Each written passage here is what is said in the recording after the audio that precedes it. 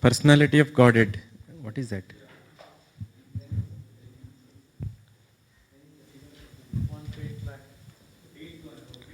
Then in the Satya Yuga, the lotus-eyed Supreme Person of Godhead, being pleased, showed himself to that Kardama Muni and displayed his transcendental form, which can be understood only through the Vedas.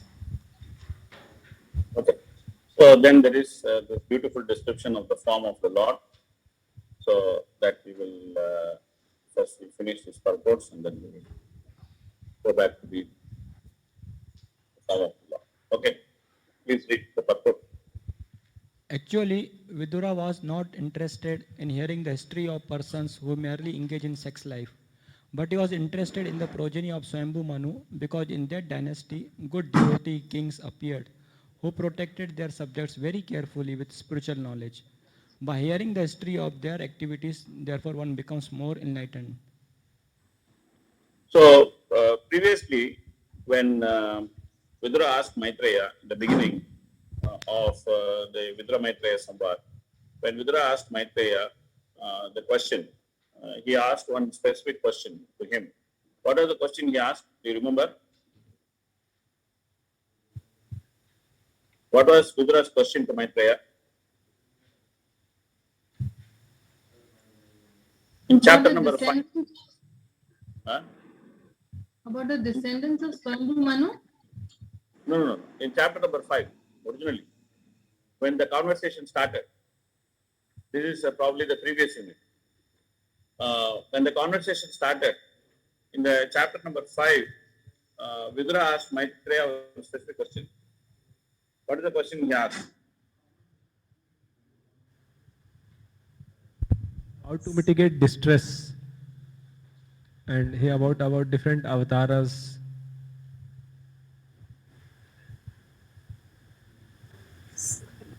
Yeah. He asked about Purusha Avataras and the Virat Rupa and the Lila Avataras. So he said, Sukaya Karmani Karoti Loke Na Tai Sukam Anyat Uparamam Va Indeti Bhuya Sata Yavatukam Yatatra Yuktam Adavan. The first question. That people are simply looking for happiness. But oh, great sage, everyone in this world is engaged in fruitive activity to attain happiness. But one neither finds satiation nor mitigation of distress. On the contrary, one is aggravated by such activities. Please therefore give a direction as to how to live for real happiness. This was his basic question. And in the process, because the reply to this question is straightforward. The straightforward reply to the question is that you please do your prescribed duty as per Varnashrama and then you can be happy. A very straightforward answer to this question. That's what the Vedic literature tells anybody. You want to be happy, you do your prescribed duty as per Varnashrama. But Vidura wanted to go beyond that answer. So therefore, he started qualifying his questions further. And in the process, he very specifically mentioned that I have heard from the mouth of Vyasadeva the duties of higher and lower orders of the society, and I'm quite saturated with this topic. So please answer my questions from the point of view of understanding the activities of the personality of Godhead. Because that is the real solution to putting an end to all the miseries of the conditioned souls. That they should understand the activities of the personality of Godhead. Krishna also says in Bhagavad Gita, Janma karma chame divyam yavam dev viti tattvataha tektva deham punat janma naiti mami. So that's the real solution. So he qualified his question. He said that please don't instruct me on Varnashrama. Please tell me answer to my question from the point of view of understanding the activities of the personality of Godhead. Therefore, he asked so many questions about Purusha avatars and the other avatars in Lila avatars and Sakyavesh, all those different incarnations in the matter of creation and maintenance of this material world. So now he is asking the question about the race of Swambhu Manu. So Prabhupada is clarifying here again that that Vidura is not interested in the familial history of Swambhu, in the sex life of Swambhu. He is not interested in that. He wanted specifically to hear about the exploits of the great kings on the lineage of Swambhu with respect to their activities of devotional service. This is what he wanted to hear. So he was very specific. He had already previously qualified that what he wanted to hear.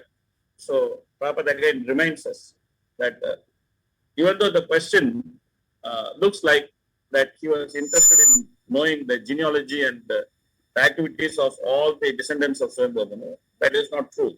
He simply wanted to know the details of the activities of great devotees who have come in the lineage of Swambhu. Therefore, Bhagavatam also deals with only such activities. Bhagavatam does not deal with the activities of all the descendants in a very detailed manner. So, okay, please read.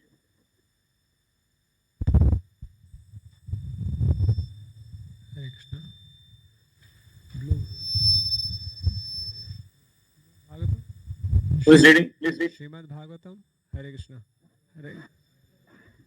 In other words, sex life for creating exemplary population is acceptable to all sages and authorities of Vedic scripture. Yeah. So, such activities of great devotees, they are worth studying. Continue, please. Hare Krishna.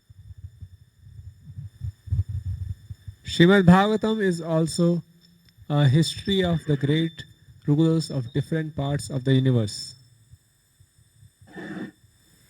There is no chronological history of all the Indian kings in Srimad Bhagavatam, but the deeds of the most important kings, such as Priyavrat and Uttanpad and many others, like Lord Ramchandra and Maharaj Yudhishthir, are recorded because the activities of such pious kings are worth hearing. People may benefit by studying their histories. Yeah, so he wanted to specifically understand such histories which are worth hearing because those activities are connected with the activities of the Supreme Personality of Godhead. So he wanted to hear such specific activities, and he asked for the question. Another important part is how history is recorded in Puranas and how modern historians look at history. Modern historians, they get confused with Indian Puranas mainly because of two factors. One factor is that the way Vedic system keeps time is very different from how modern historians keep time. Modern historians keep time based on some imagined calendar, which does not have any basis. This Caesarean calendar or the Roman calendar does not have any great basis. But the Vedic system of timekeeping, in terms of nakshatra, in terms of tithis, in terms of all these astronomical movements of all these astronomical bodies, this is a proper system of keeping time. But they cannot understand the system of keeping time. And also, the Vedic history, it speaks about the activities in different planetary systems, not just the earthly planet, which we can experience in Kali Yuga, but in different planetary systems, what happened at various times. This is all kept as record. So therefore, it's very confusing for them. So they tend to simply reject the history which is spoken in Srimad Bhagavatam or in other Puranas, in Vedic literature in general. They just tend to dismiss it as mythology, some rich imaginary story of some people who wrote some imaginary stories. They think like that. They think it's all mythology because it goes beyond their understanding. So therefore, they dismiss as a mythology. But we should carefully deal with them as history, and we should propagate them as history. Even when we tell Bhagavatam stories to children, we should actually make sure that we mention the point that they are actually history. They are just not story. They are not imagined stories. They are things which actually happened. And they happened in various places, in various planetary systems. People like this lived there. All these things should be explained nicely. Otherwise, generally, if we present them in story form for better understanding, then we may also leave an impression they are just stories for some moral value, or these are stories to teach some good behavior, or these are some stories to teach some philosophy. Like that, people may end up thinking. So we should emphasize enough that they are actually history, which is presented in story form.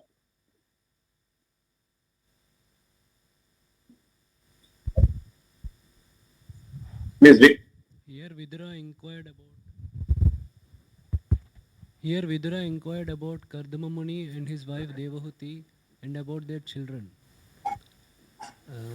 The 8 divisions of yoga performance are described as control of the senses, strict following of the rules and regulations, practice of the different sitting postures, control of breath, withdrawing the senses from sense objects, concentration of the mind, meditation, self-realization. The husband and wife, Kardama and Devahuti, were advanced in yoga practice. The husband was a Mahayogi, great mystic, and the wife was a Yoga Lakshana, or one advanced in yoga. They united and produced children. Formerly, after making their lives perfect, great sages and saintly persons used to beget children. Otherwise, they strictly observed the rules and regulations of celibacy. There is no recommendation in the Vedic scriptures that one can go on enjoying material sense gratification at one's whims, as one likes, and at the same time become a great meditator by paying a rascal some money. So Prabhupada in these purports actually speaks, in the Sutri purports, speaks about the process of yoga, because Kardama used the process of yoga to practice devotional service. Because it was Satya Yuga, and in Satya Yuga, the Yuga Dharma was Ashtanga Yoga. So naturally, he used the Yuga Dharma to practice devotional service. So Prabhupada actually compares in some purports the similarity between Ashtanga Yoga and the actual Bhakti Yoga process. And some purports he actually exposes the modern yogis. Like now he says that these rascals are saying that you pay some money and then you can become some great meditator. And in this verse, it is nicely explained. Tasyam savai mahayogi yuktayam yogalakshanihi sasarjatatita nityam tan sashrusave vada. So the Prabhupada explains the importance of the word Mahayogi and Yoga Lakshana. And Prabhupada goes on to explain this. And even Kardama himself explains this. The importance of marrying a boy and girl of similar inclination is a very, very important thing in marriage. That there should be of similar inclination. A boy and girl should be of similar inclination. And what is their inclination? It should be scientifically, it should be studied. Not that, they just, you ask them to meet for half an hour and then they discuss in half an hour that what is your inclination, what is my inclination. And then they decide, okay, tika, now let us get married. And then after marriage, they start fighting for every small thing. And then suddenly they say, oh, now we cannot live together, too much problem for us. So the inclination should be properly scientifically explored. That what is the inclination of the boy and what is the inclination of the girl. The same thing applies to, interestingly, in this whole pastime, whatever is the relationship between Kardama and Devahuti, it applies to two sets of principles. One set of principle is the spiritual master and disciple. The other set of principle is husband and wife. So both principles it applies. The same thing applies to the spiritual master and disciple also. That the disciple should have the same inclination as the spiritual master. Otherwise, accepting such disciple is not going to do any benefit for that disciple, nor it is going to be useful for the spiritual master. If a disciple is simply looking for money, fame, name, or some material benefit, then accepting such a disciple for the sake of advancing in Krishna consciousness only causes trouble to the spiritual master. Sometimes in ISKCON, disciples, they don't know that what they should ask the spiritual master, what they should not ask the spiritual master. They ask many things to the spiritual master which is not appropriate. Sometimes they ask the spiritual master about economic situation. Sometimes they ask the spiritual master about marital dispute. Sometimes they ask the spiritual master about their job situation. Sometimes they go and discuss with the spiritual master about relationship issues. All these things they discuss with the spiritual master, or they intend to discuss with the spiritual master. Spiritual master is not a job consultant. He is not a doctor. He is not an astrologer. He is not a career counselor. He is not an insurance agent. He is not a business advisor. He is spiritual master. He is supposed to show us how to go back home, back to Godhead. That kind of question should be asked to the spiritual master. So therefore, understanding the mood of the spiritual master and serving him according to his mood is very, very important. That is a disciple's duty. Just like the wife's duty is to understand the mood of the husband and serve him accordingly. Same way, the duty of the disciple is to understand the mood of the spiritual master and ask relevant questions to him and serve him nicely. If that doesn't happen, then what will happen? That is also explained in this pastime. And so that's why it's a nice pastime to understand the nature of relationship between the spiritual master and the disciple also. Okay. So please read. All the great personalities who increased the population in the beginning of the creation are called Prajapatis. Yeah. These are the definition of Prajapati. Who is a Prajapati? Prajapati has a specific job. They have to increase the population. But how did they increase the population? They did not increase the population like cats and dogs.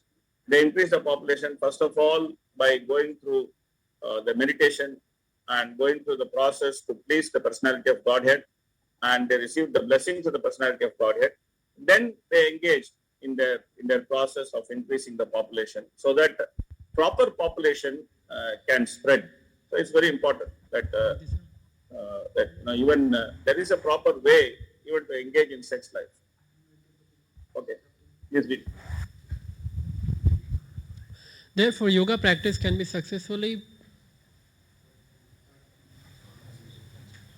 performed by persons who have a very long duration of life, such as 100,000 years. In that way, it is possible to have perfection in yoga. Otherwise, there is no possibility of attaining the real perfection. We do not know how people can be captivated by the bogus yoga system, in which it is stated that simply by meditating 15 minutes daily, one can attain the perfection of becoming one with God. This age, Kali Yuga, is the age of bluffing and quarrel.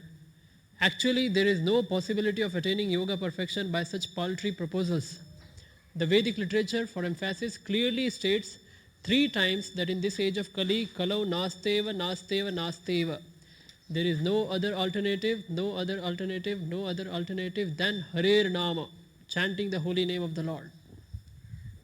Yeah, so this should be nicely understood that our process is to actually propagate the chanting the holy name of the Lord.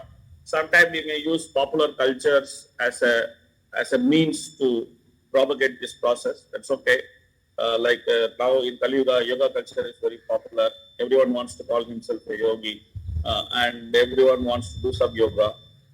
This all becoming very, very popular now. It's a good money making exercise also in Kali Yuga.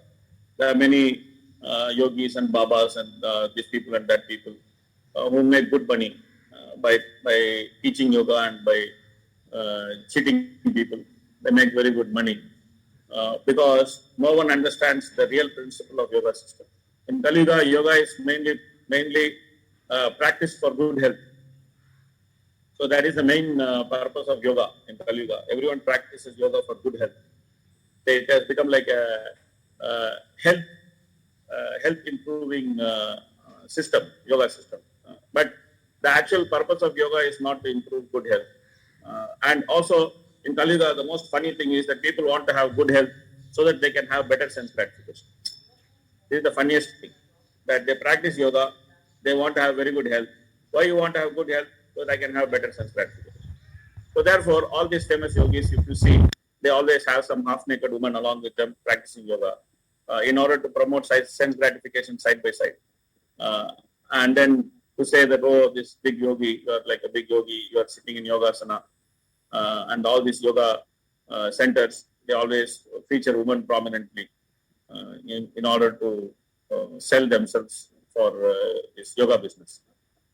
So sometimes they utilize the same yoga concept for preaching, but once the people get interested in proper books, once they get interested in proper core teachings, we should clearly tell them the futility of their yogic pursuit, and we should discourage them from getting too much into this yoga business, and we should encourage them to chant the holy name, and also to engage properly in devotional service according to the Yuga Dharma. So that's very important. Anyway, when they read purports like this, they will naturally get some knowledge about this, and they will come and they will ask that, oh, Prabhupada is writing like this. At that time, we should say, yes, Prabhupada is telling the truth. All these days you are getting cheated. So now you please understand that this is the truth, and chant Hare Krishna and do what is to be needed. Sometimes devotees themselves practice yoga for good health. It's okay. They want to practice some yoga, it's all fine. It's not that they should not practice. They may have some bodily difficulty, and then they may want to practice some yoga so that they want to keep some body fit, so that they can do their service. But we should not make some philosophy out of it, that we should practice yoga to practice Krishna consciousness properly. All this kind of philosophy we should not make out of it. We should understand that it has a very limited scope of application, extremely limited scope of application, and it should be treated accordingly. That's it.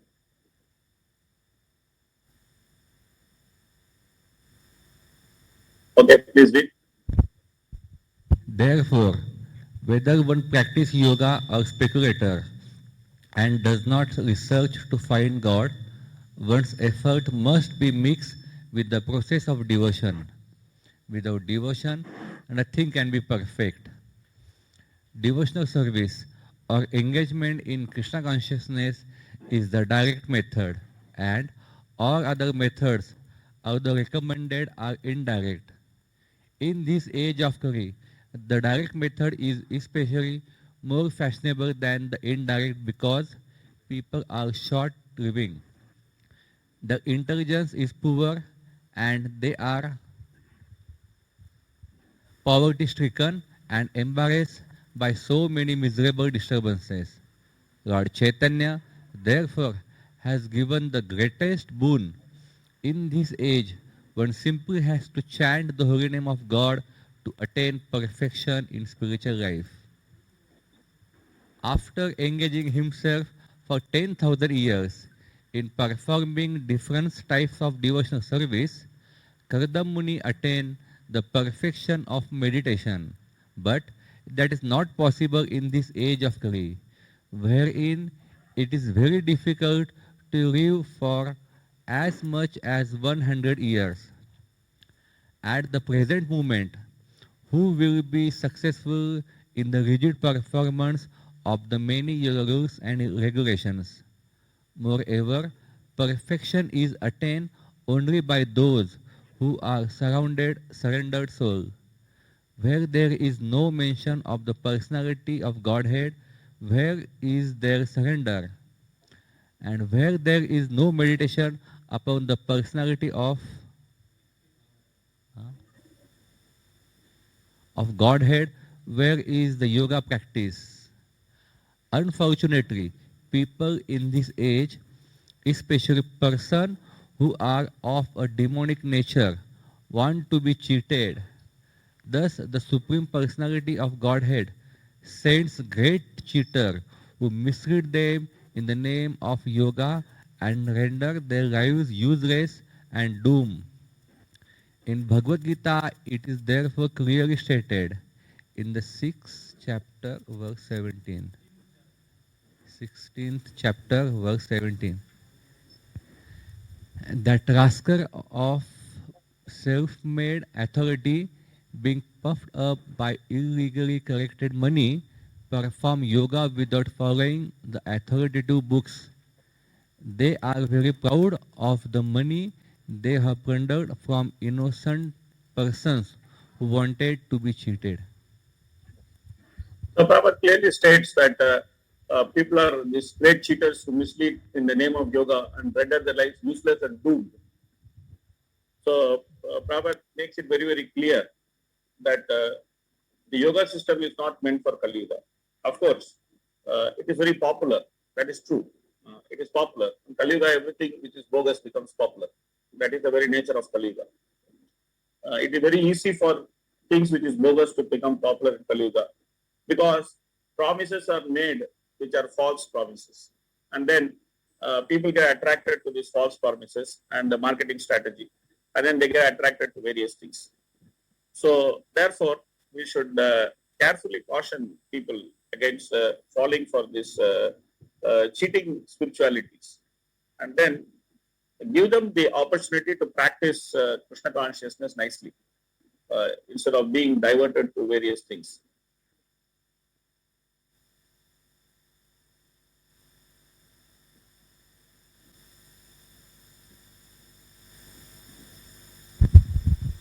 Is it? Here, 2 points are very significant. The first is that Karda Muni attained success by yoga practice in the beginning of Satya Yuga, when people used to live for 100,000 years. Karda Muni attained success, and the Lord, being pleased with him, showed him his form, which is not imaginary. Karda Muni did not discover any imaginary form of God, as alleged by rascals. He actually saw the eternal, blissful, and transcendental form of the Lord.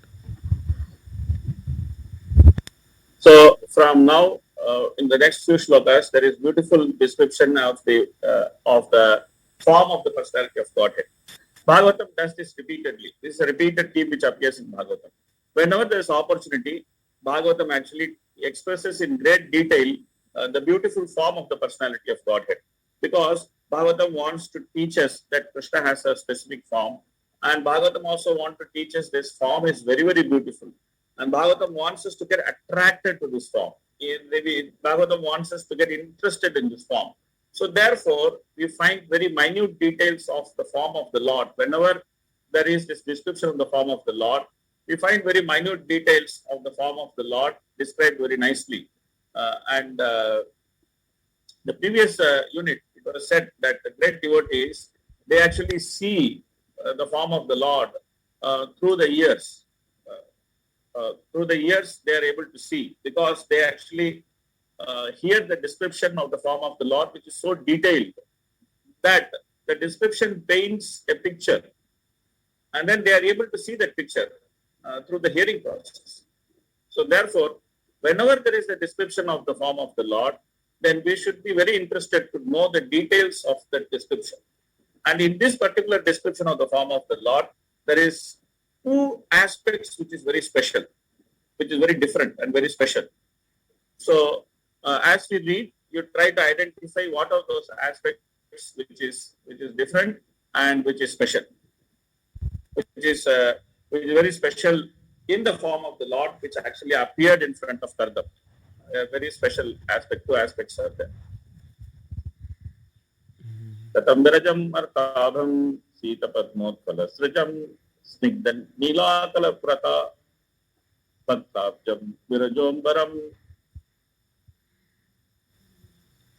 So this is the form he saw. Please read the translation. Kardama Muni saw the Supreme Personality of Godhead, who is free from material contamination in his eternal form, effulgent like sun, wearing a garland of white lotuses and water lilies. The Lord was clad in a spotless yellow silk, and his lotus face was fringed with slick dark locks of curly hair. Itinam kudalinam sankachakra gadadharam setotpala Kridanakam Manasparsha Spitekshanam. Read the translation. Adorned with a crown and earring, he held his characteristic conch, disc, and mace in three of his hands, and a white lily in the fourth. He glanced about in a happy, smiling mood, whose sight captivates in the hearts of all devotees.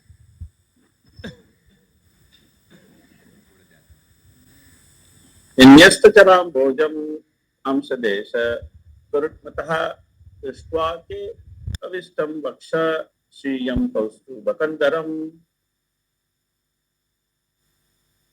It A golden strike on his chest, the famous a golden strike on his chest, the famous Kaustuba gem, suspended from his neck. He stood in the air with his lotus feet placed on the shoulder of Garuda. okay. So what is special in this form?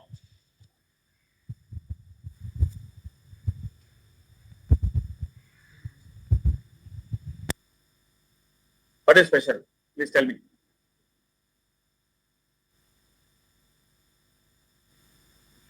Standing in the air with his lotus feet. Okay, the standing form. Okay, and sometimes he comes as standing form. It's not special. Sometimes he comes as standing form. Sometimes sitting form. Sometimes appears static form. Sometimes appears sitting. It's okay. Okay, one speciality, standing form. Agree. Okay, there are two more specialities. We always say that lotus flower in his hand, but it is mentioned here white lily in the pose. Yes, yes. So that's one thing special. Somehow the Lord appeared in front of Kardama with white lily in his hand. Normally his Changa Chakra Gada Padma. But instead of lotus, he had white lily. What is the other specialty?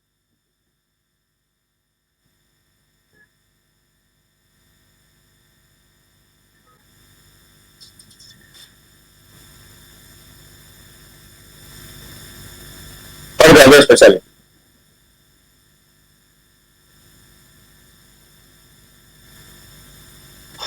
Happy, that's what happens. His mood is smiling mood and captivating the hearts of He is the always devotees. smiling. He is always smiling. Only one time he did not smile. When he came as Narsinga, he did not smile. That's the only time he did not smile. Otherwise, he is always smiling.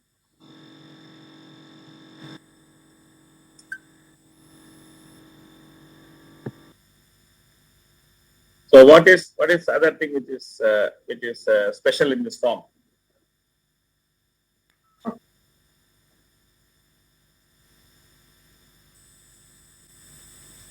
It is not an imaginatory form, Prabhuji. Whenever the Lord form comes, it is not imaginary. Always it is understood that it is not imaginary. What is special?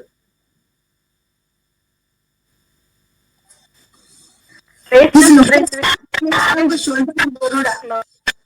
What is that? His lotus feet placed on the shoulder of Garuda. Yeah, that she already told before. Anyway, the second distinguishing aspect of the Lord's form is his garland. Normally, the Lord wears a garland of forest flowers. It's called Vanamali.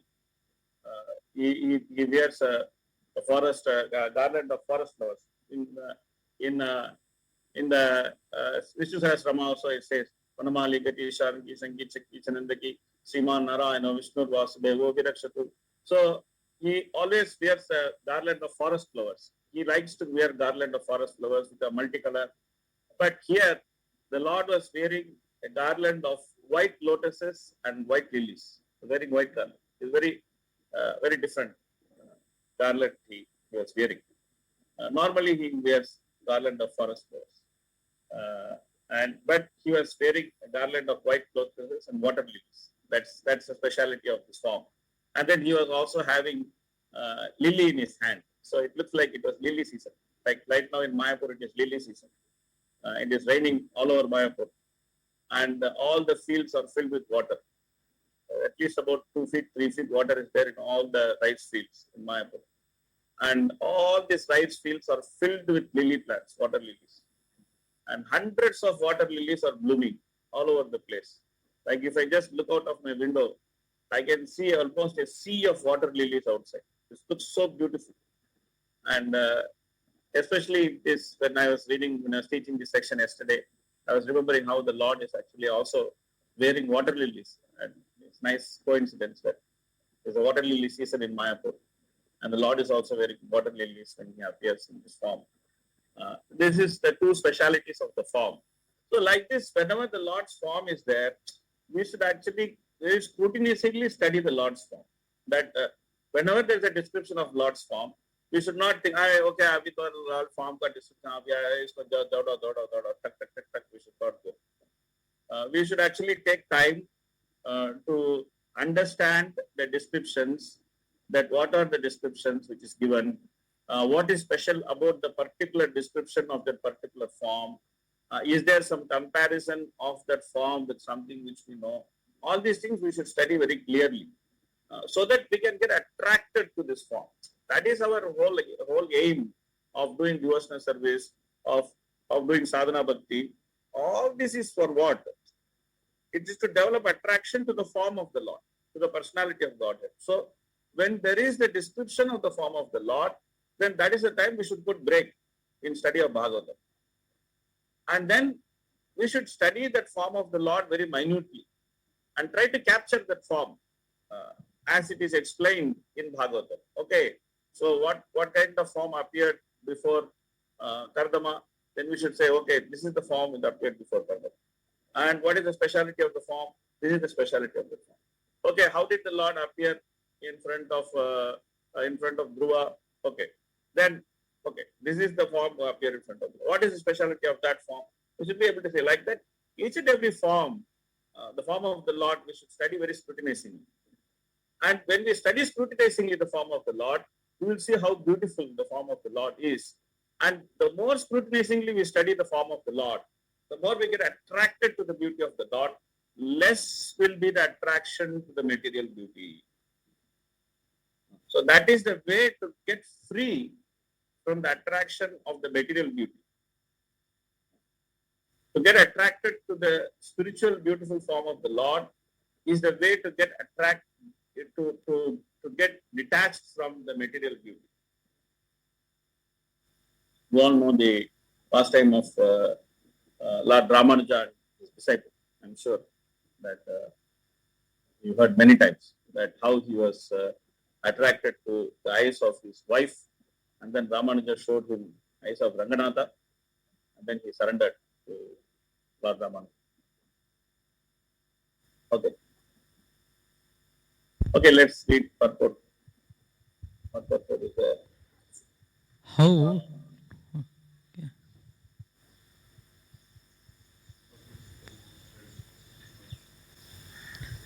Yes, please read the purport. these descriptions are certainly not the imagination of Kardam Muni. By performance of yoga, Kardam Muni actually saw the Supreme Lord as he is. There was no point in seeing an imagined form of God after practicing yoga for 10,000 years. The perfection of yoga therefore does not terminate in voidness or impersonalism. On the contrary, the perfection of yoga is attained when one actually sees the personality of Godhead in his eternal form. The process of Krishna consciousness is to deliver the form of Krishna directly. The form of Krishna is described in the authoritative Vedic literature Brahma Samhita. His abode is made of Chintamani stone, and the Lord plays there as a cowherd boy and is served by many thousands of gopis. These descriptions are authoritative, and a Krishna conscious person takes them directly, acts on them, preaches them, and practices devotional service as enjoined in the authoritative scriptures. So Prabhupada says here very nicely, the process of Krishna consciousness is to deliver the form of Krishna directly. Very nicely Prabhupada explains. So therefore, whenever there is description of the form of the Lord, then we should do a lot of attention and we should try to understand the description very nicely. Okay, so let's read some more purports. Sorry, some more translations. Next translation. Read a set of translations and take a Gayatri break. Okay, please read. When Kardam Muni actually realized the Supreme Personality of Godhead in person, he was greatly satisfied because his transcendental desire was fulfilled. He fell on the ground with his head bowed to offer obeisances unto the lotus feet of the Lord. His heart naturally full of love of God. With folded hands, he satisfied the Lord with prayers. Now Kardama starts his prayers. Please read. The Supreme Personality of Godhead, the great sage Kardama said, O Supreme Worshipful Lord, my powerful of sight is now fulfilled. Having attained the greatest perfection of the sight of you, who are the reservoir of all existence. Though many successive births of deep meditation, advanced yogis aspire to see your transcendental form. So here Kardama is saying that by seeing the Lord, his power of sight is fulfilled. Then one may ask, why are you saying like that? What is so special in seeing the Lord? Why are you saying that by your power of sight is fulfilled by seeing the Lord? Then Kardama answers that question. He's saying that it's not so easy to see the Lord, that even after successive birth of deep meditations, advanced yogis only can aspire to see the form of the Lord. So it is so difficult to experience the form of the Lord or to see the form of the Lord face to face. So therefore, he is saying that that seeing the Lord means fulfillment of the power of eyesight. Then the question comes: why are these yogis? They are struggling so much, birth after birth, deep meditation, to see the form of the Lord. What is so special about the form of the Lord? So that question comes. Now Kardama deals with that question, and then he answers that question. Please read the translation. Your lotus feet are the true vessel to take one across the ocean of mundane nations. Only persons deprived of their intelligence by the spell of the deluding energy will worship those feet with a view to attain the trivial and momentary pleasures of the senses, which even persons rotting in hell can attain.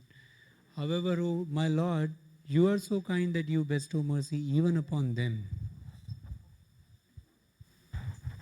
So he is saying that the Lord's form is a true vessel which can actually take one across the ocean of mundane science.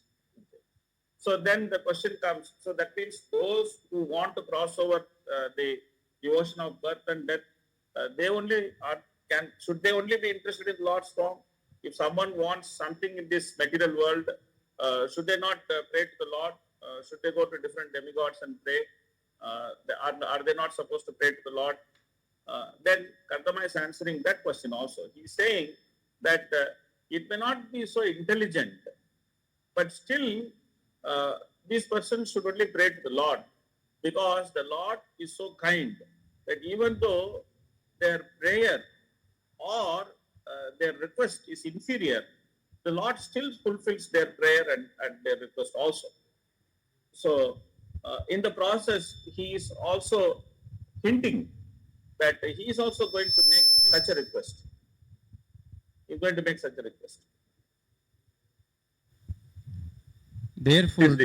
Therefore, desiring to marry a girl of like disposition, who may prove to be a veritable cow of plenty in my married life, to satisfy my lustful desire, I too have sought the shelter of your lotus feet, which are the source of everything, for you are like a desire tree. So he has previously explained that even though less intelligent people may approach the Lord for fulfilling their material desires, the Lord is still merciful and he fulfills their material desires. And then he offers himself as a candidate. He's saying, I am one such less intelligent person. I am a candidate, less intelligent candidate. I want from you to fulfill my desire to get married. I want one nice wife. So here he gives two qualifications for what kind of girl he wants. He specifies. He doesn't say just I want a girl. He specifies two things about the girl. The first thing he specifies about the girl is that she should be of like disposition. So that is the first thing. She says that she should be of like disposition. And then the second thing he says is that she should be a veritable cow of plenty. Means that she should have many children. Because he is Prajapati, He wants to have children. So that's why he wants to get married. So he wants a wife who will be interested in having many children. So that is his second uh, important qualification he actually expresses as desire to the Lord. So he says that I want to get married to a wife who is of like disposition. And then second is that she should be willing to have many children. So then the Lord may say, okay, if you want good wife, you go and worship Durga, then you'll get good wife. He's saying, no, I don't want to be Durga. I want to worship you because you are the source of everything. You are the source of Durga also. You are the source of everything. So because you are the source of everything, I want to put my request in front of you. So like that he speaks. Okay, please read.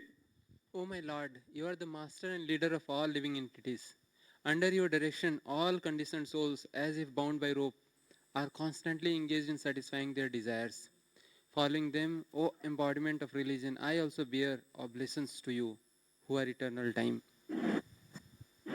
So now somebody may ask, Kardama, that what kind of person you are. You yourself are saying that intelligent people approach the Lord only to cross over the ocean of material existence. And you yourself are saying that it is very people who are less intelligent will only approach the Lord to fulfill material desires. You know all these things, and still you are approaching the Lord and asking for some material desire to be fulfilled. That too, you are asking the Lord to find a wife for you. What is this? Then Kardama answers the question that everyone is bound by the Lord, as if bound by a rope under the direction of the Lord. So he's saying that under the direction of the Lord, I have developed this desire to get married, to have a good wife, and to have many children. So I have approached the same Lord to fulfill that desire, because the Lord is eternal time, and He knows what will happen over time, and He is fully aware. So then, invoking the form of the Lord as time factor, then he pays obeisance to the Lord, and then he explains the nature of the time factor.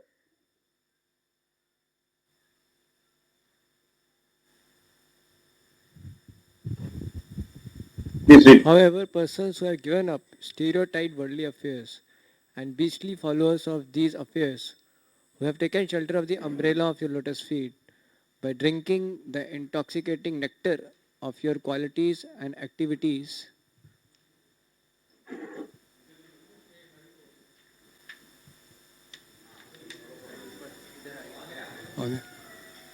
your qualities and activities in discussions with one another can be freed from the primary necessities of the material body.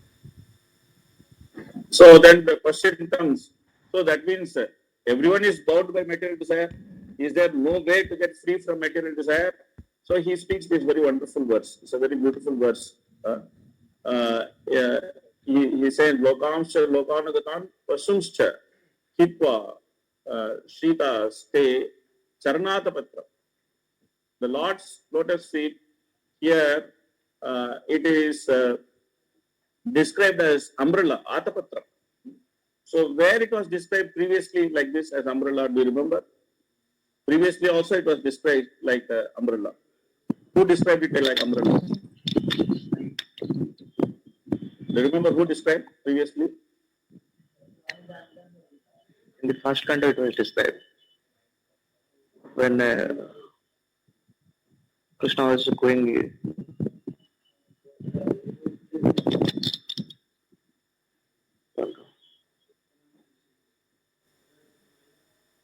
You are Krishna Rupa Mataji, you are under mute. Prabhuji, in Canto 1, where actually Krishna is actually moving through the, pathway of Mathura, and the ladies of Mathura are actually viewing him from the top of their balconies. Okay. Dwarka, I think it was Dwarka, sorry. In the prayers of demigods, Yes, the third canto in the prayers of demigods. The demigods also describe that the Lord's lotus feet as Hatapatra or umbrella. So here also Kardama is describing the Lord's lotus feet as umbrella, and he's saying that this shade of umbrella is available for whom? Parasparam Tvat Gunavada Sindhu. So it is available for those people. They have some special quality. So what is their special quality? Parasparam Tvat Gunavada Sindhu Piyushaha. They are actually drinking. They are drinking the nectar of the discussion about the Supreme Lord. They are drinking. So for them, the umbrella of the Lord's lotus feet is available. And when the umbrella of Lord's lotus feet it becomes available, then what happens to them? They become free from the prime necessities of material body, which is Deha Dharma. They become free from Deha Dharma, the necessities of Deha Dharma. The body's demands, the demands of the body, they become free from it. That nicely he describes. So then there are other people. What happens to them? That is described here. They are intoxicated. Please read. Your wheel, which has 3 naves, rotates around the axis of the imperishable Brahman. It has 13 spokes, 360 joints, 6 rims, and numberless leaves carved upon it. Though its revolution cuts short the lifespan of entire creation, this wheel of tremendous velocity cannot touch the lifespan of the devotees of the Lord. So the Lord has time factor. Okay. The wheel of time, it crushes the life of the materialistic people and the creation, the lifespan of creation. But for devotees, that same wheel is taking them towards eternal life.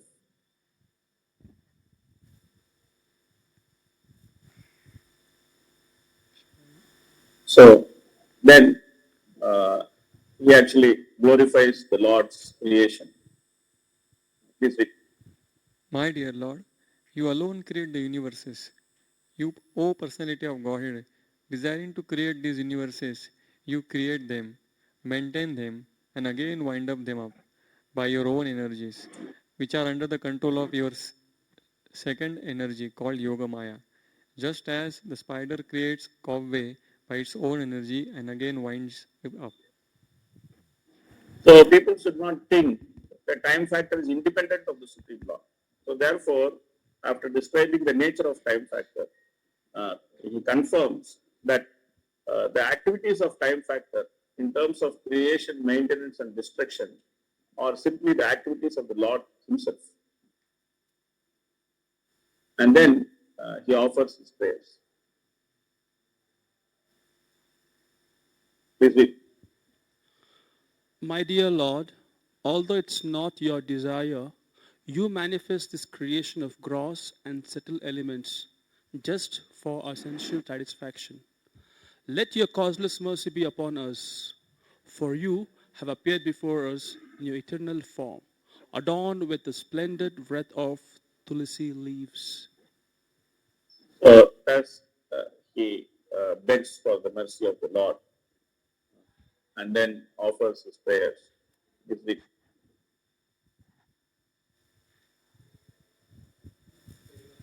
I continuously offer my respectful obeisances unto your lotus feet, which is worthy to take shelter because you shower all benedictions on the insignificant, to give all living entities detachment from fruitive activity by realizing you.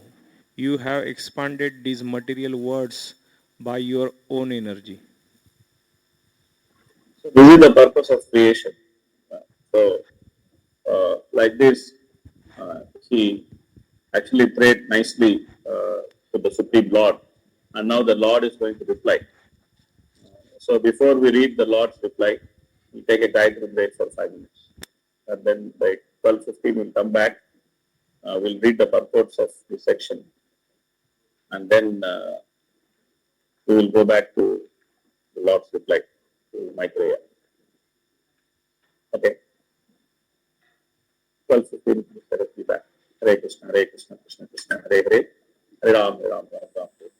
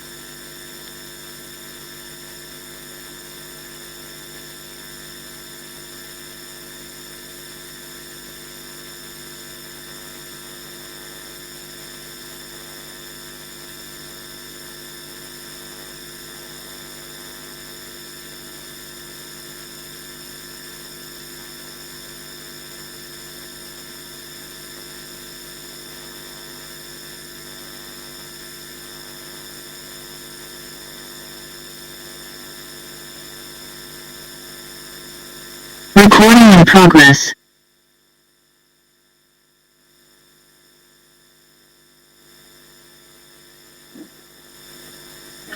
Hare Krishna, Hare Krishna, Krishna Krishna, Hare Hare, Hare Ram, Ram, Ram, Hare Hare.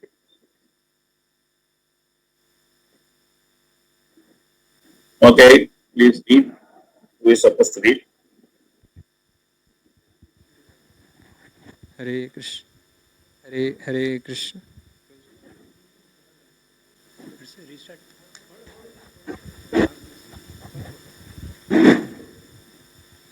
The Supreme Personality of Godhead is described here as the reservoir of all goodness and all pleasure. Unless one is situated in the mode of goodness, there is no real pleasure. Therefore, when one's body, mind, and activities are situated in the service of the Lord, one is on the highest perfectional stage of goodness. Kardama Muni says, Your Lordship is the reservoir of all that can be understood by the nomenclature of goodness, and by our experiencing you face to face, the perfection of sight has now been attained.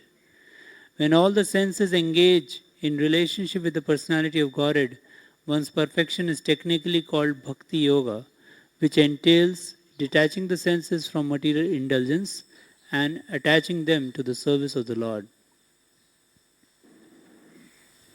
Okay. So here, Prabhupada makes an important point. Therefore, when one's body and mind and activities are situated in the service of the Lord, one is in the highest perfectional stage of goodness. So, coming to mode of goodness or practicing devotional service in mode of goodness, this is the most essential thing in order to progress in Krishna consciousness.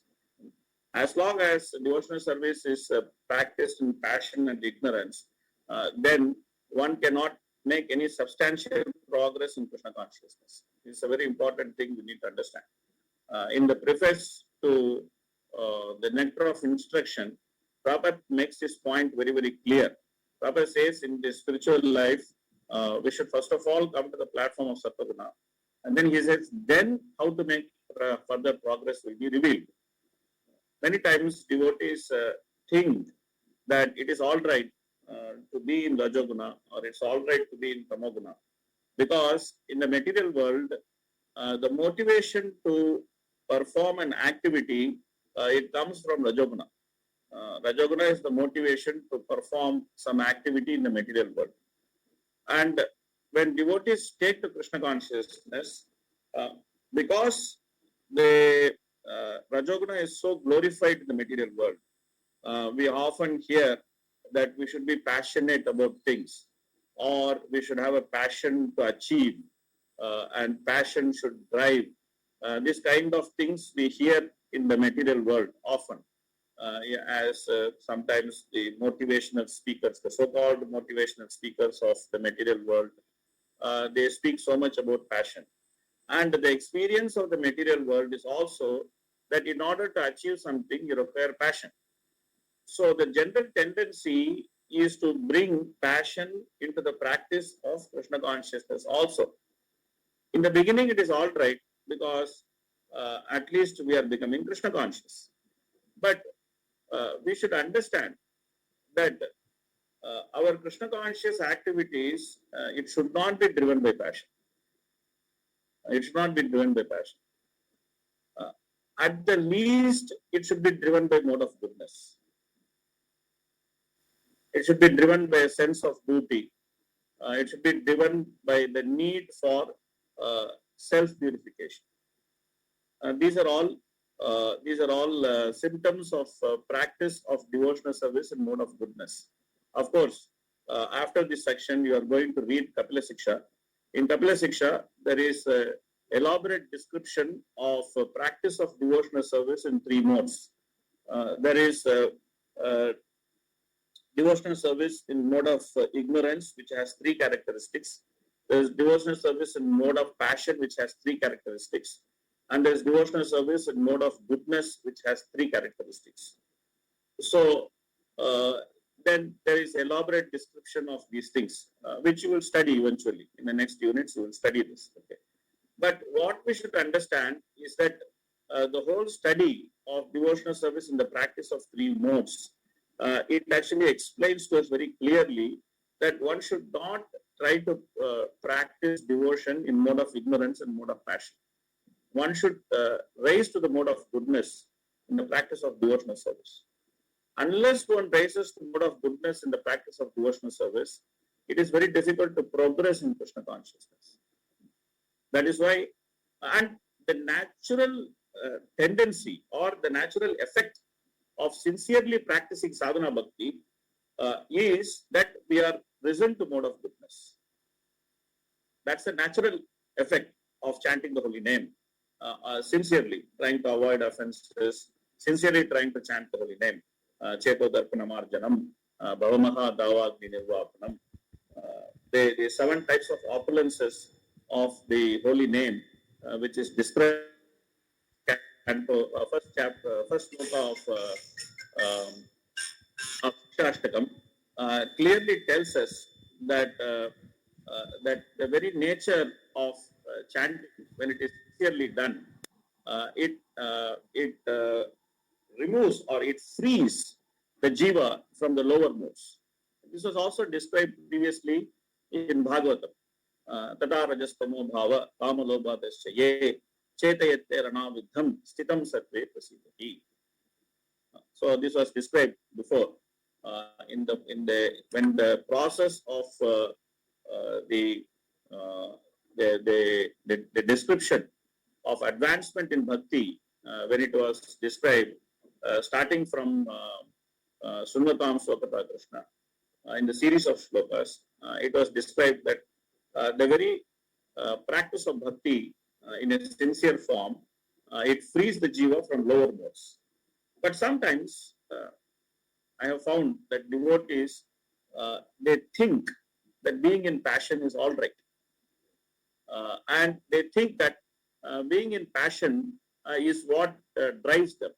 Sometimes they even think that if you want to perform a certain type of services in ISKCON, like management services, etc., then passion is needed. It is a misplaced contention. One should not think like this. Whatever service you want to perform in ISKCON, all these services are performed either because we are duty bound to perform them as part of our sadhana. The very definition of sadhana bhakti brings us to mode of goodness. The very definition of sadhana bhakti. That sadhana means it is performed because one understands that one should follow the order of the spiritual master, or one understands that one should follow the injunction of the scripture. So this is being duty bound to perform an activity. That's what it means. That there may not be any natural interest to perform the activity, but one becomes duty bound to perform the activity because one understands that this is what I'm supposed to do. So this is mode of goodness, that the sense of duty is there, that I should do this because this is my duty. Or it should be performed due to natural interest, which comes from the love for the spiritual master, for Prabhupada, for the previous acharyas, for Krishna, because we love our spiritual master, because we love Prabhupada, because we love the instruction of our acharyas, because we love Krishna, then simply love drives us to do what we want to do. So this is a much superior driving force. It's a much superior driving force than mode of passion. Because mode of passion causes burnout of devotees. And often I have seen that devotees perform superlatively. But at the first sign of problem or trouble, they get so frustrated and they get burnt out. And then they simply don't want to do the same service, or they don't want to continue the service because either because of some problem, or sometimes because of lack of recognition, or sometimes because of various things which are symptomatic to passion. So this is a common symptom which is seen in term when devotees think that we require passion to perform service. So Krishna also warns in Bhagavad Gita, 3rd chapter. He says very clearly that if we are passionate in performing our service, then passion will cover our knowledge in terms of the exhibition of lust, because lust is a product of passion. So lust need not be only the lust for sexual enjoyment.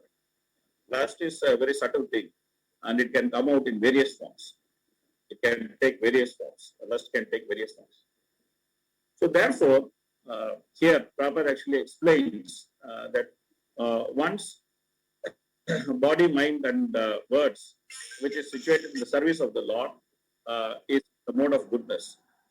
So one should understand the importance of raising in mode of goodness in the matter of practicing devotional service. It's a very, very important point that should meditate upon. One should not take it lightly or take it for granted. One should not think it's all right to be in mode of passion. Hare Krishna. Of course, One question. people generally understand that it's not all right to be in mode of ignorance, but sometimes there is a misconception that it's all right to be in mode of passion. Can I ask a question? Hare Krishna? Can I ask a question? Yes. You elaborated upon having mode of goodness so much. So in the scriptures we find importance of developing mode of goodness, but from institutional point of view, all the prizes and the appreciation goes to people who are related to Somehow number. your voice is, Hare Krishna Prabhu, somehow your voice is slightly echoing. So I'm not able to exactly follow what you are speaking. Probably can you I'll repeat hold my the mic question. close? I will repeat my question. So I will repeat my question. In the scriptures we find, you are able to hear now?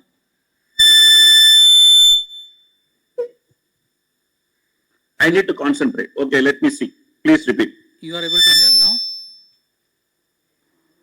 Yeah, there is some echo in the voice, but I'll try to make out. You speak little slowly, I'll try to make out.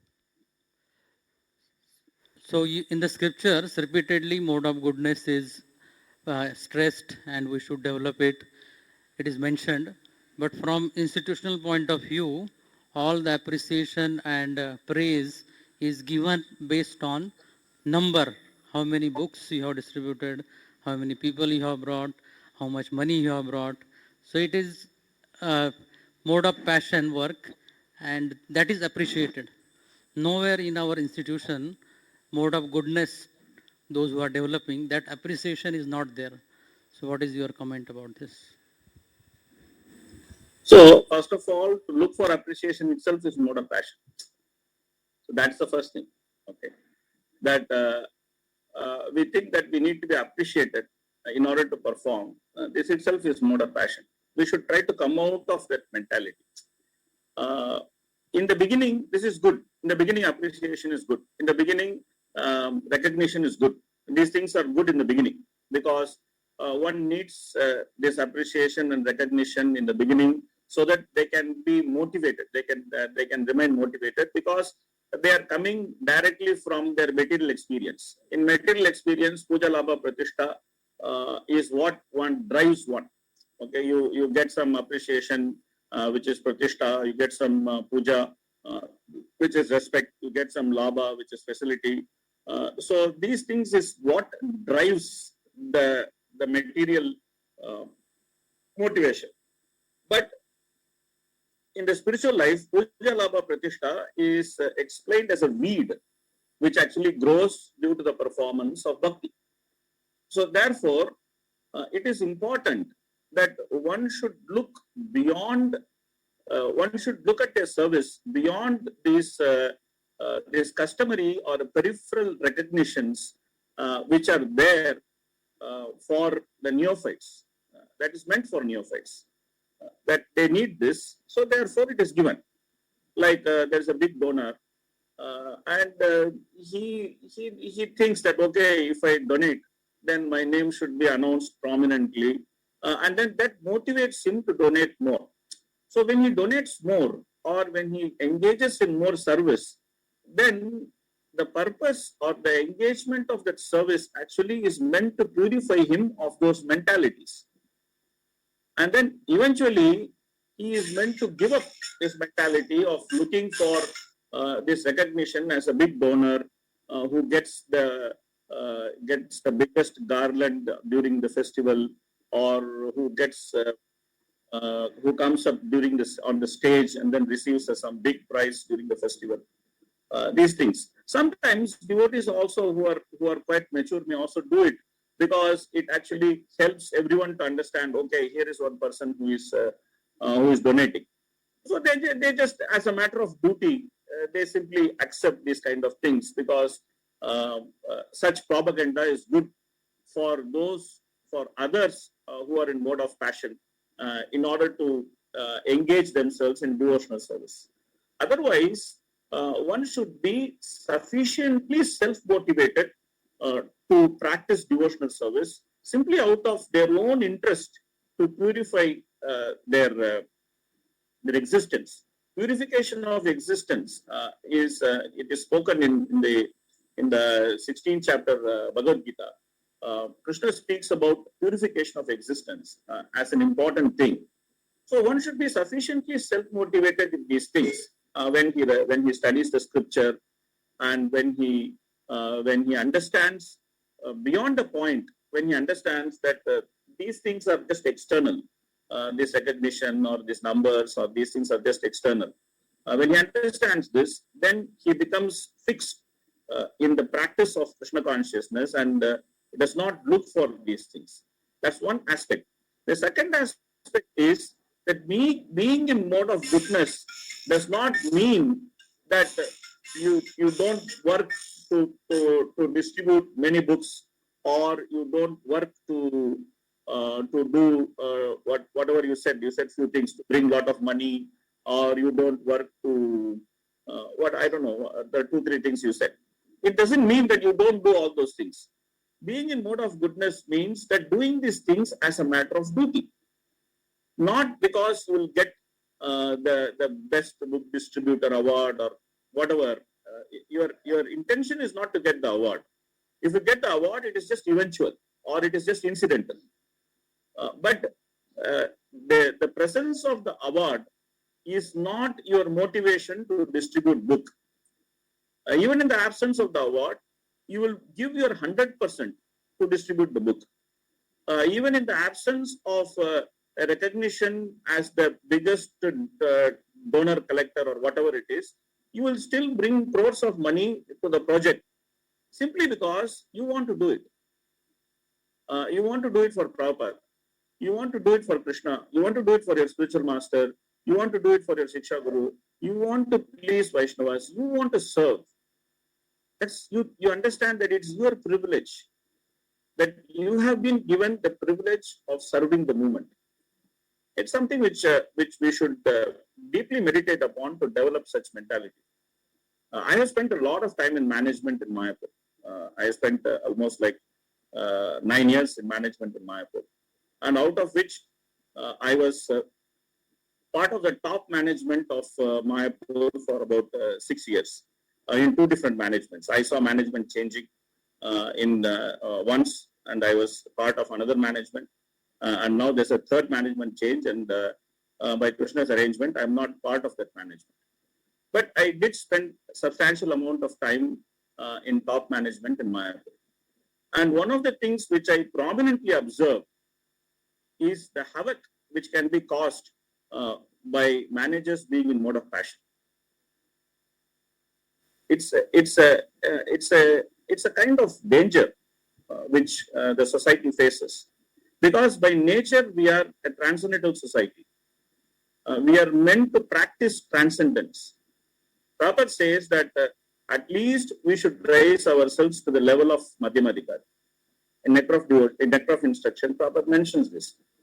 At least a devotee should try to raise oneself to level of Madhyamadikari. Being at the level of Madhyamadikari means transcending the three modes.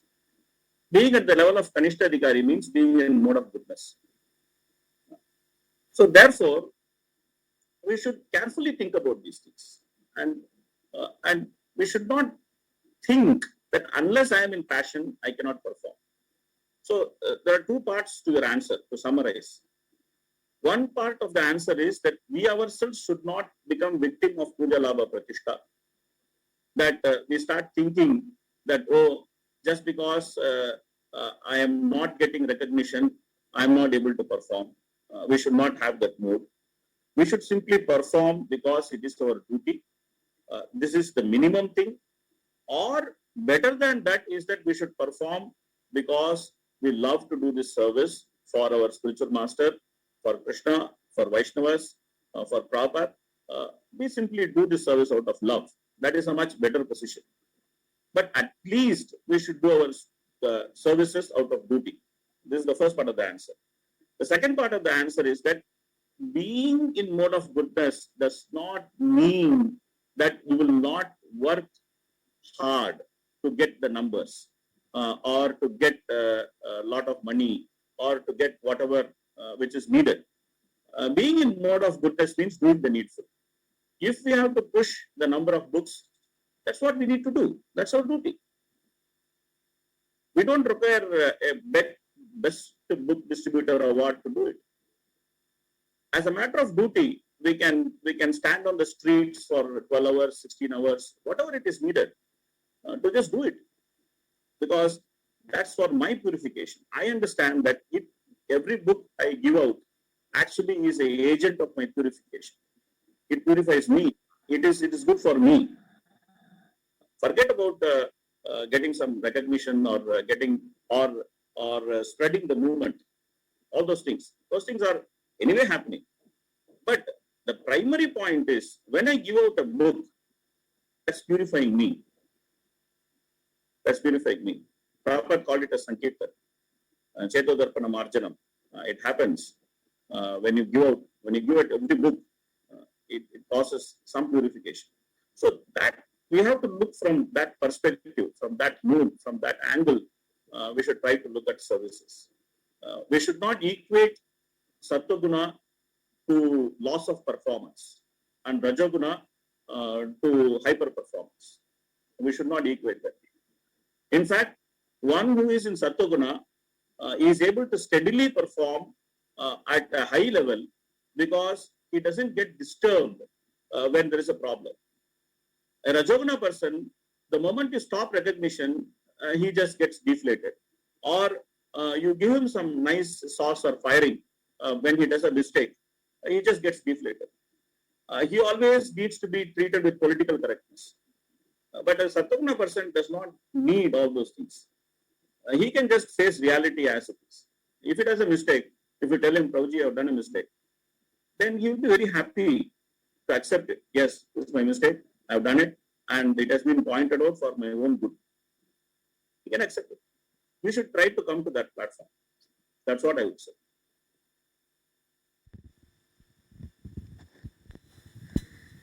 Thank you. Hare Krishna. Hare Krishna Prabhuji, in similar to this, like we see in universal management, like all the devatas, like not all, but many of the administrative demigods, those who are there. Slowly. I could not follow one word of what you said. Please speak slowly. In case of universal management, we see the administrative demigods like on Indra, Chandra, and all Surya. So they seem to be like more in the mode of passion. So is it that, and it is always seen even in an institution, right? Sometimes the post. Can someone else in a different place repeat his question?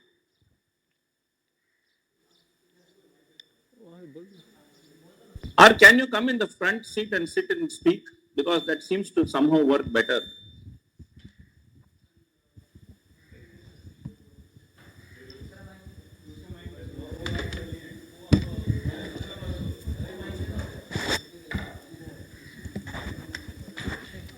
Hare Krishna. Am I audible? Hare Krishna. Hare Krishna. Am I audible? Hare Krishna. Hare Krishna. Not Yeah. audible, not.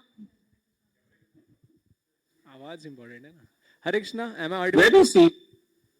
Where is this devotee sitting? Can you Hare Krishna. stand up, Prabhu? Where are you? Can I see you? Yes, Prabhuji. Hare Krishna, Prabhu. Yes, Prabhu. Sit down. I can only see your kurta. I cannot see your lotus face. Please sit down.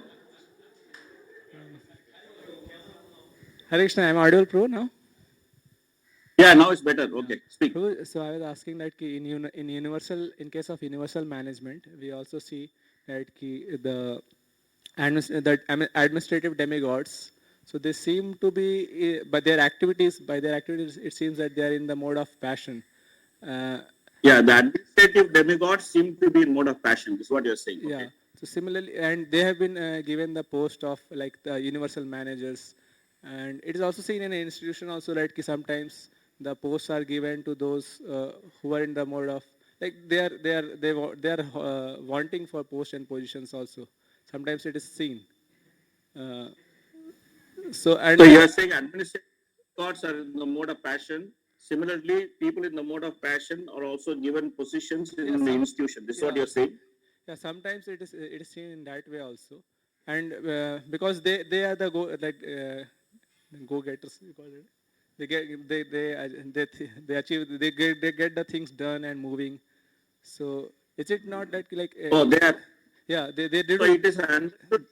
So you are saying it is understood that people in mode of passion are achievers. They can get the things done. They are the go-getters of the institution. Is what you are saying? No, bro, not exactly that.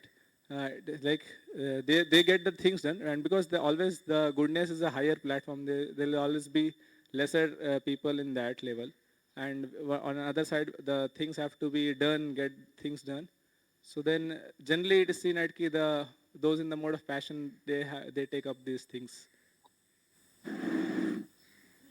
So you are saying generally it is seen that those who are in the mode of passion, they only are taking the managerial post. Those who are in mode of goodness, they are not managerial post. Is it what you are saying? No, not exactly that. I'm telling you that obviously it is like they get the things done, but it's because goodness people will always be less. That will always there is a higher platform.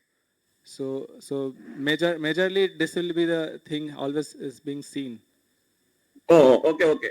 I now seem to understand. You are saying that the majority of the population is in mode of passion, and those who are in mode of goodness are very less. So they end up occupying the different positions. Is this what you are coming to say? Yeah, bro. And there will be few people also who will be in the mode of goodness and having those posts and positions. Like Brahma is there, he is kind of more in the mode of goodness, but the ground level. This management is generally done with this Indra, Chandra, and other demigods of Swargaloka. So similarly, in an institution also it is seen that those who are on the mode of like very pure and mode of goodness, they don't get into management so much, and they're just like the having this Brahmanical role. But the on ground things, those who are doing hands-on things, they'll always be like in that level only. And then the down level people, they'll always be having this that they have to deal with Yeah. Okay. I kind of seem to understand what you're saying, that those who are in mode of goodness, they don't want to get involved in management, and those who are doing ground level jobs, they end up in mode of passion, or there's are the people who are in mode of passion. So now what to do with this? Is this a situation? Is this a question you're asking? Yes, bro. Similarly, yes, bro. Something. Yes, Prabhuji. Yes, Prabhuji. What is the question? So what is the question? So this is kind of like a comment and like more of a comment than like. So what do you feel that? Actually, we are not able to hear properly at all. It is quite a big echo. Yeah, that's what is the problem. I'm not able to hear. There was a nice mic, and you're all reading nicely. I don't know. Suddenly, this mic seems to be a different mic, which is causing so much problem. This is the same mic. This mic seems to be in mode. We need a mic in mode of goodness. Mic is in passion. Maybe they can join from someone's mobile and speak from there.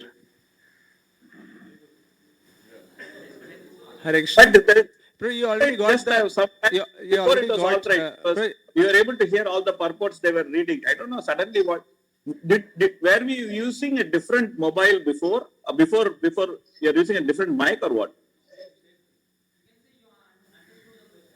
Yes, bro. What I was trying to say, you have already repeated the same thing. Can you answer?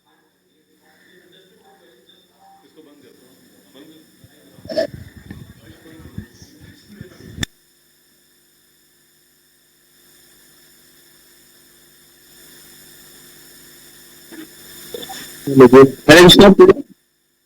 You able to Yes. hear now? Yes. Yeah. So, bro, I was telling you. Put that. वो भक्ति वैभव को mute में डालो.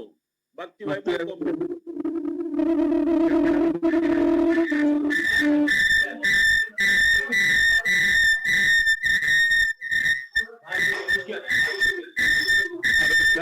When he is speaking, keep the speakers off when he is speaking. Hare Krishna. Yes, Prabhu. Okay, now I'm audible clearly. Yes, Prabhu. Yes, Prabhu. So I was telling this is a kind of comment. Is it correct understanding? Yeah. Generally, because this mode of the administrative demigods, they are in the mostly in the mode of passion kind of thing. Okay. And similarly, in the institution, it is seen that generally those who are the go-getters are getting things done. So they are only given those posts and positions. Because always the goodness people do this only, and they don't want to get into these things also. And so, is it that mostly this kind of things administration will be by default more for those people who will be in mode of passion, and eventually they will get purified, obviously, because bhakti is powerful. So now there are two questions I want to ask you. Okay. Why would a person in mode of goodness not like to get into a service which actually causes trouble?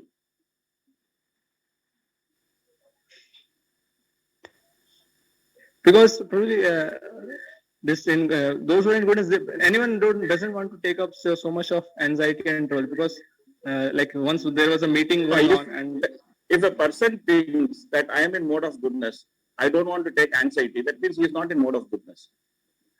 yeah, that is true, but at the same time, management means, like Prabhu said, management means it is a necessary evil. So there is evil, and it is necessary. No, it's not also. evil at all. Hold on. We are not talking about running like a profitable commercial company. What is the purpose of management in ISKCON? It is to preach and expand the mission of the Lord. Can you please explain what is the purpose of management in ISKCON? To fulfill the 7 purposes of ISKCON. Correct. That is a textbook answer. To fulfill the 7 purposes of ISKCON. That is what the management of ISKCON is meant to do. We are supposed to fulfill the 7 purposes of ISKCON for our own life and for others. This is what I would like to add. Okay. We should first of all fulfill the 7 purposes of ISKCON for our own life. Then we should fulfill for others. इसमें evil किधर आ गया? I'm just repeating the statement of Prabhupada. Like Prabhupada would say, this management is a necessary evil in that aspect, and it involves a lot of anxiety. And those who are managed, they also express this.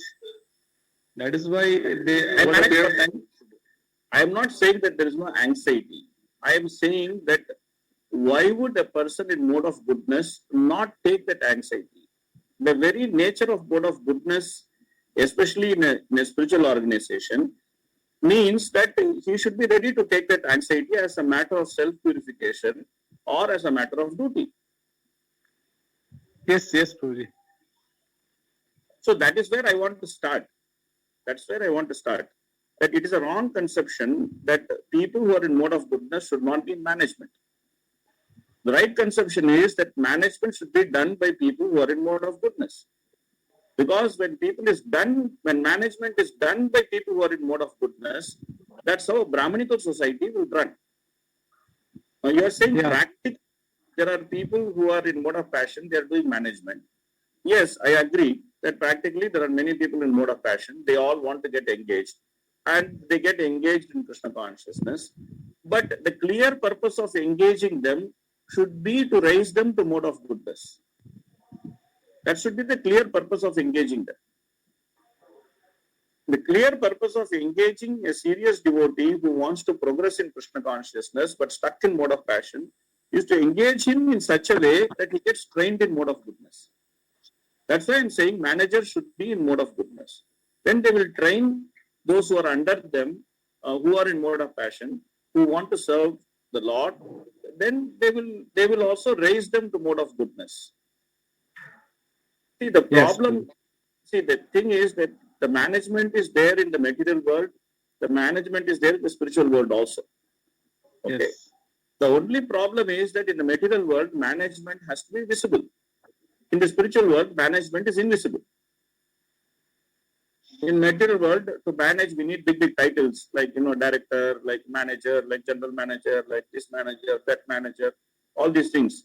In spiritual world, the management of spiritual world is much more complex than the management of material world. Because for the pastimes of Radha and Krishna, every time some new arrangement has to be made. But the management of material world is just a repetitive management. Same thing, puna charvita charvanara. But in the spiritual world, it is not like that. For every pastime of Radha and Krishna, some new arrangement has to be made. So in that sense, it's a much more complex management than what is there in the material world. But the point is that because everyone is intent on pleasing Krishna, that management of the pastime, it produces unlimited amount of pleasure. It does not cause anxiety. But here in the material world, since we are dealing with people who have multiple motives, then there is naturally some anxiety in managing a spiritual organization. But for a person in mode of goodness, such anxiety is welcome. They should willingly take that anxiety, because that anxiety is their that is their tool, or that is their austerity to get the Lord's mercy. So in second canto, in the second canto, there's one nice purport. It's a short purport. I'll just read it. It's a very instructive purport. Just hold on, I'll read it.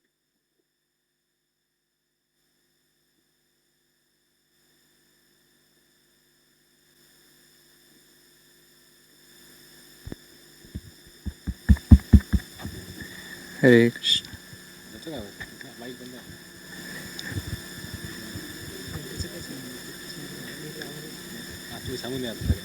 Okay, this is 2.9.24.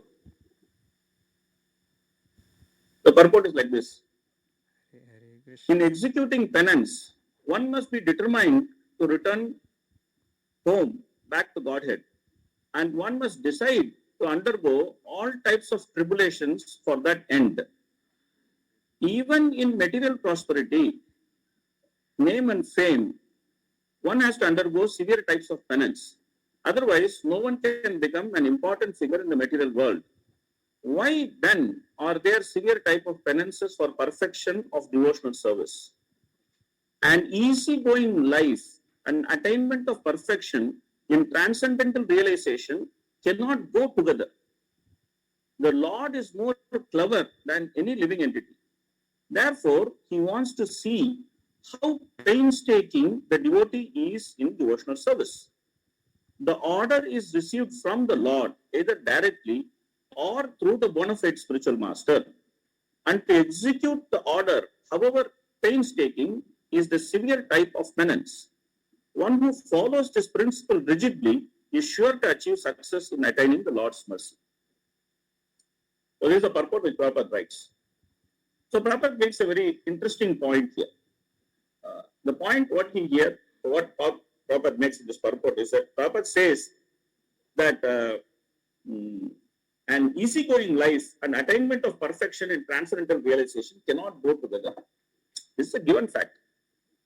It's a given fact. So being in mode of goodness means that giving up that easygoing life and painstakingly engaging ourselves in the service of the Lord so that we can attain perfection with the determination that I want to go back home, back to God. When you are in mode of passion, it's not possible to do it in a sustained way. It can be done for a short time. But once there is some disturbance, devotees get burnt out. Then they don't want to do that service. They just want to be away from service. Sometimes they want to even be away from ISKCON. Sometimes they feel cheated. So many different things happen. That is the problem of mode of passion. So therefore, I'm telling again and again that we should not think that doing difficult work in ISKCON requires people in passion or requires devotees to be in passion. That's a misconception. The most difficult works are done by devotees, or the greatest achievements are done by devotees who are simply driven out of love for Prabhupada. So that is the biggest driving force. When one has love for the Acharya, when one has love for Krishna, then they are willing to take all sorts of trials and tribulations in their life. Prabhupada himself is an example for it. That at such an age, he went to West and he continuously struggled to preach Krishna consciousness. Prabhupada was not driven by passion. Prabhupada was simply driven by love for Krishna.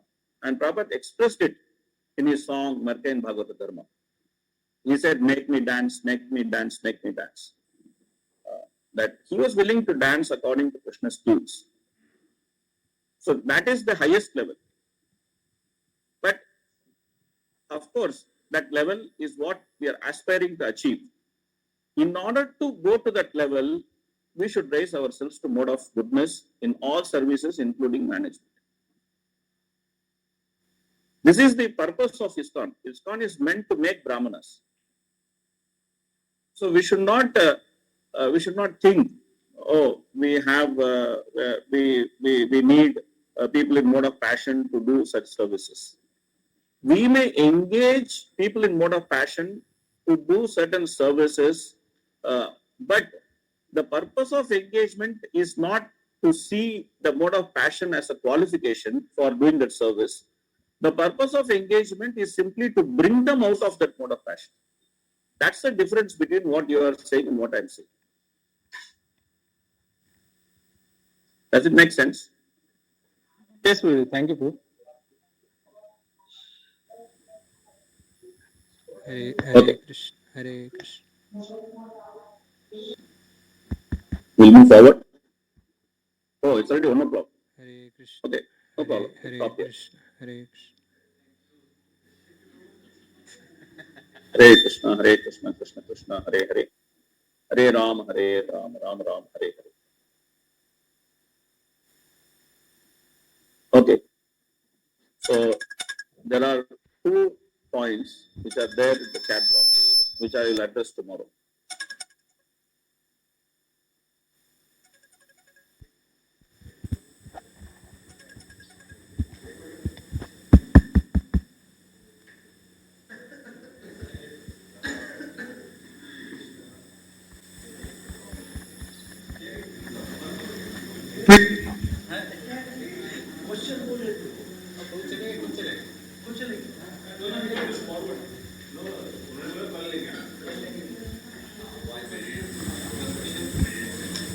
Hare Krishna. Just a small this thing. About this cordless mic. This sometimes like every time we have to change adjustment settings knob. That side zoom sound is proper always. One setting can be, but for this there is repetitive setting. If person adjusts himself, like suppose sound is coming too loud, then you yourself take it at a distance, and if it is too low, then to yourself take it at close. And suppose let us say I hold it like this, then it makes that cracking noise. Then you hold, make it like this, like that. We have to manually adjust the cordless, because otherwise then every time single person speaking we have to adjust mic.